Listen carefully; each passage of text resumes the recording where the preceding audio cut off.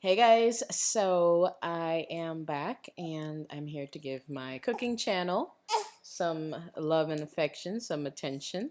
All right, and I decided to make these waffles that I've been making for my kids. These are pumpkin spice waffles that they love, and yeah, I just wanted to share it with you guys because my kids enjoy it. I have two teenagers and one, I guess, preteen, I think that's what you would call her. Yeah, and you know, I know some people don't like pumpkin, some people don't like pumpkin spice. I like both of those things. So, and my kids don't mind it either, so they enjoy it. So I decided to make a tutorial for you guys as my comeback, a treat for you, a treat since I've been gone for so long. And yeah, let's get started.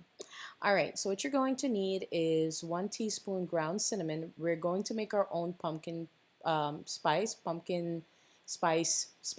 mix.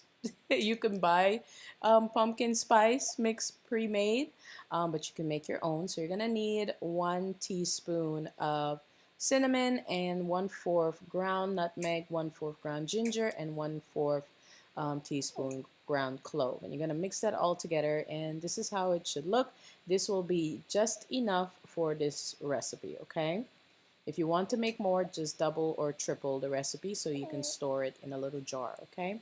So you're also going to need 2 cups of all-purpose flour, and we're going to do dry ingredients first. You're going to go ahead and add in 3 tablespoons of sugar. You can use 1 tablespoon if you like, but I'm doing 3. Okay, the more sugar you add, the sweeter it will be. You add in all your pumpkin pie or your pumpkin spice mix. I keep mix pumpkin pie. And you add in 1/4 teaspoon salt, 4 tablespoons baking powder. All right, and you're just gonna mix all your dry ingredients together. Once you have that all mixed together, we're gonna add in our wet ingredients. So 3/4 cups pumpkin. You can get the canned pumpkin that you buy to make pumpkin pie or pumpkin cheesecake. I do have a pumpkin cheesecake recipe on this channel. I'll link it down below. I know you guys will love it because it's a family favorite. Okay, and it's that time of the year where I make it, so I will be making it soon. So if you guys see it on my Instagram, the recipe is already on this channel in the description box for you to check out. Okay, so 3/4 cups pumpkin, 2 eggs, a ½ teaspoon of vanilla extract. We're gonna add in 1 cup of evaporated milk and a ½ cup of vegetable oil. I actually kind of forgot to put it in. The baby started to cry while I was filming this, so I got distracted, but make sure you add the ½ cup together in the beginning with all your wet ingredients. I did add it like after I realized I forgot to add it, okay?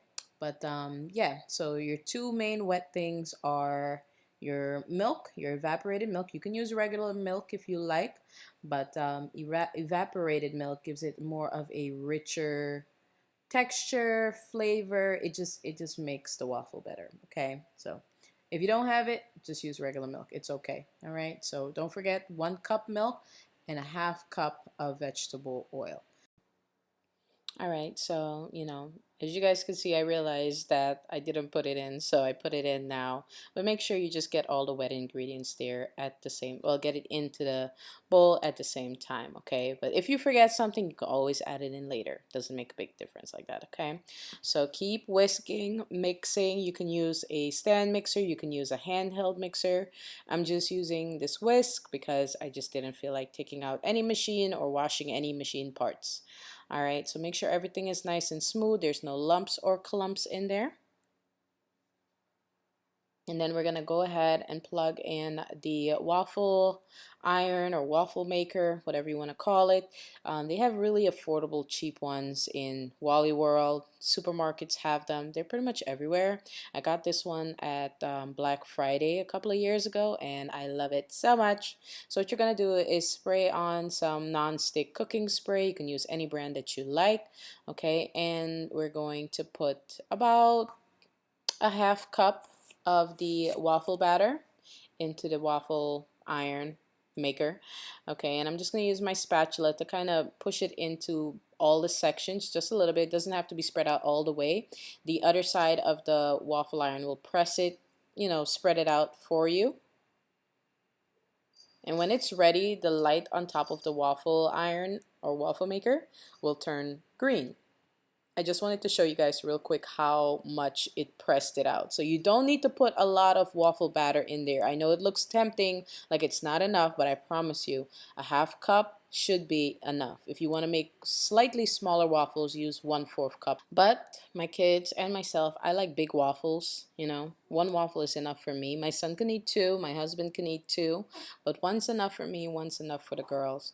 And again, you will get 6 large waffles using the half cup measuring cup to make them, okay? And the light on the top of your waffle maker, you have one, you should know how it works. Everyone has its different, timer of when it's done and whatever. Mine's, when it's ready, it turns green. When you open it, put your waffle batter in there and you close it, it'll be off, and then when it's ready to take it out, it turns green again. All right, so I'm gonna put some powdered sugar over my waffle. You guys know I eat with my eyes first, and I do like to present my food in a certain type of way. I don't like to just throw things on the plate. I just don't like how that looks. Okay, so we're gonna put some powdered sugar. You're gonna put some whipped cream. All of these are optional, okay? And this is not a healthy waffle recipe. It's not meant to be some weight loss recipe, okay? If that's what you're looking for, this isn't it, okay?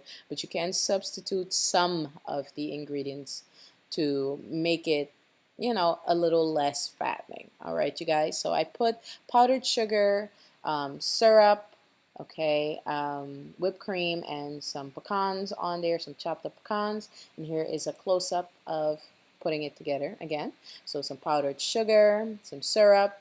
You can use the butter syrup, whatever you like, maple syrup, totally up to you. Okay, make it your own.